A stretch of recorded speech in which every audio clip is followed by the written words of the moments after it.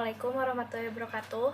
Perkenalkan, nama saya Nabila Nasif Fazaria dari bidang kajian jurnalistik Fakultas Ilmu Komunikasi Universitas Islam Bandung. Pada kesempatan kali ini saya ingin mempresentasikan judul penelitian skripsi saya, yaitu dominasi karakter antagonis dalam film serial Mesiah dengan subjudul Analisis Semiotik Naratif pada season 1 episode 1-10 karya Michael Petroni. Tahukah teman-teman bahwa kemunculan Netflix di Indonesia ini sedang marak-maraknya. Nah, salah satunya ini adalah kemunculan dari film serial Mesiah sendiri yang muncul pertama kali pada tanggal 1 Januari 2020. Nah, film ini tuh menimbulkan kontroversi di kalangan para penontonnya karena penamaan tokoh utamanya yaitu Al-Masih yang mendapatkan kontroversi. Nah, Mesiah ini sendiri merupakan karakter utama antagonis dari film serial tersebut.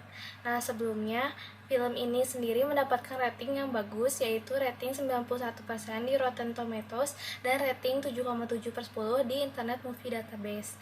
Nah, oleh karena itu, tujuan dari penelitian ini adalah untuk mengetahui karakterisasi ditinjau dari skema aktansial Greimas.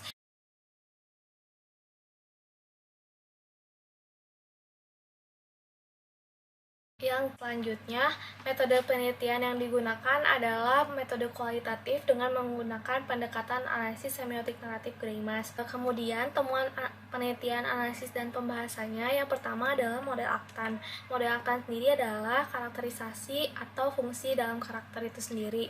Jadi, karakter-karakter dalam film ini ditempatkan ke dalam 6 aktan, dan bahwa karakter aktan ini dapat ditempati oleh beberapa karakter, dan beberapa karakter juga dapat menempati beberapa aktan, sehingga di dalam film penggolongan karakternya ini ditentukan oleh model aktan itu sendiri. Kemudian skema fungsional Greimas sendiri membagi cerita ke dalam beberapa bagian. Yang pertama adalah situasi awal, transformasi yang meliputi tahap uji kecakapan dan tahap utama, serta tahap kegemilangan. Kemudian ada juga situasi akhir. Nah, dari dalam film yang panjang ini, peneliti membagi-baginya ke dalam beberapa tahapan cerita.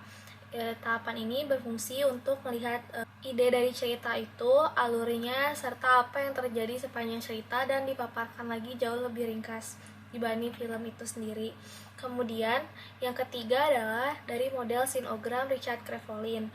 Hampir serupa dengan model fungsional Greimas yang membagi cerita ke dalam beberapa bagian.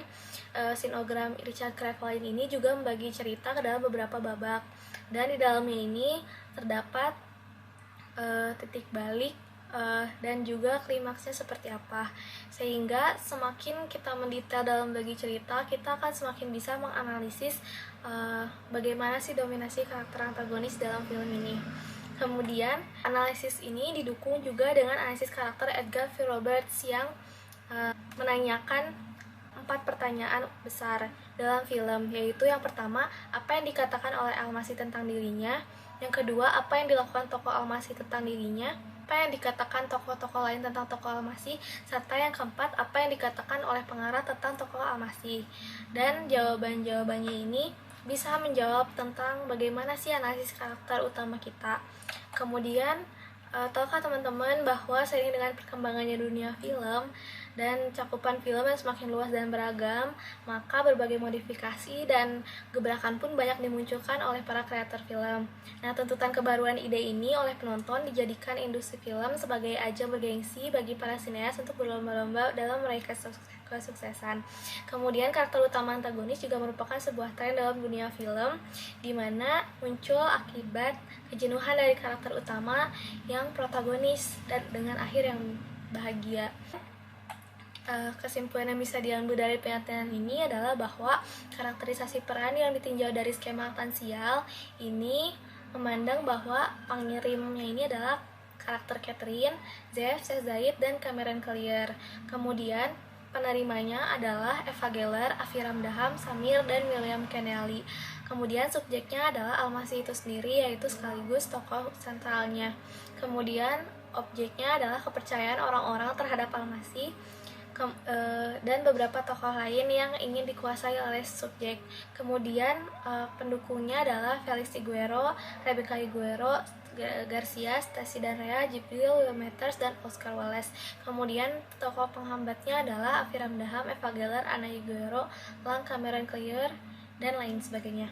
Kemudian selanjutnya kesimpulan yang kedua, dominasi karakter antagonis dalam film serial Netflix Messiah season 1 episode 1 yang ditinjau dari skema fungsional Greimas dapat digambarkan bahwa karakter Almas ini menjadi tokoh sentral antagonis sepanjang cerita berlangsung. Perannya menjadi pengaruh signifikan yang memengaruhi kemana alur dibawanya sebuah cerita, hingga karakter Almasi pula lah yang membuat keseimbangan di cerita belum sepenuhnya tercipta.